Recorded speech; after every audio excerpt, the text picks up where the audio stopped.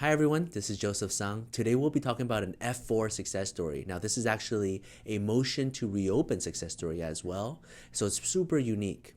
Now an F4 is a US citizen petitioning a sibling to come to the US and get a green card. It's a fairly straightforward case, but there's a lot of complications which we'll see later.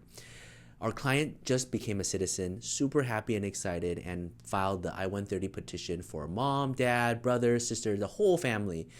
Everyone, of course, is going to have to wait a long time, but one by one, their case started getting approved. Mom's, sister, brother. Well, no, the brother's case didn't get approved. They got a request for evidence because USCIS didn't think that the two siblings were in fact related.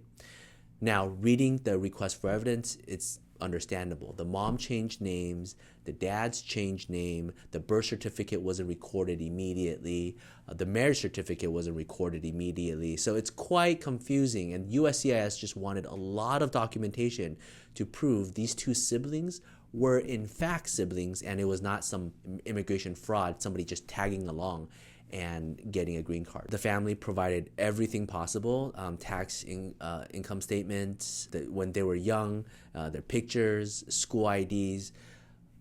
The only thing they didn't provide was a DNA test. Now, if you don't know, getting a DNA test is extremely complicated, especially if one person's here, the other person's overseas, and what you have to do is you have to go and get a DNA packet, get tested. The DNA center will send it to the embassy overseas.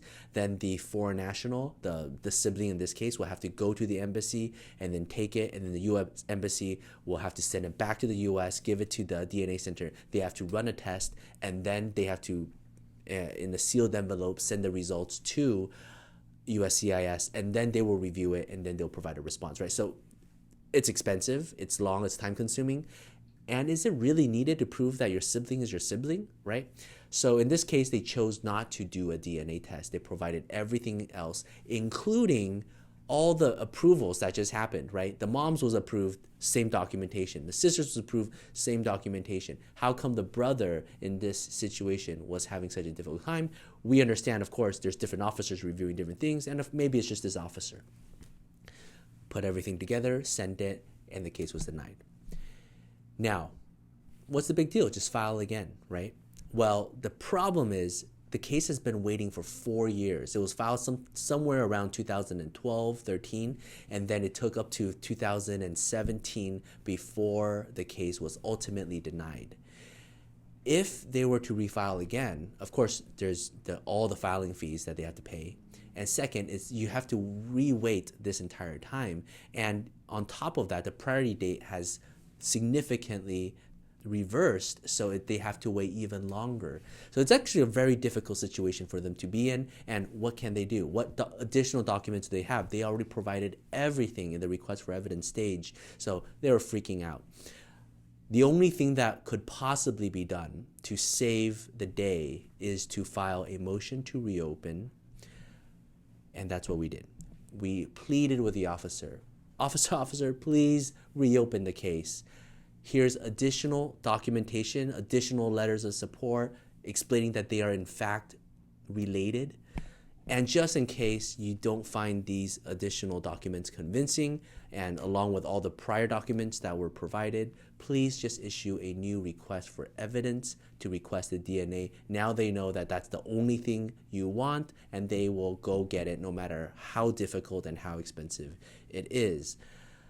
Very luckily, USCIS understood the situation, reopened the case, issued the request for evidence, requesting the DNA.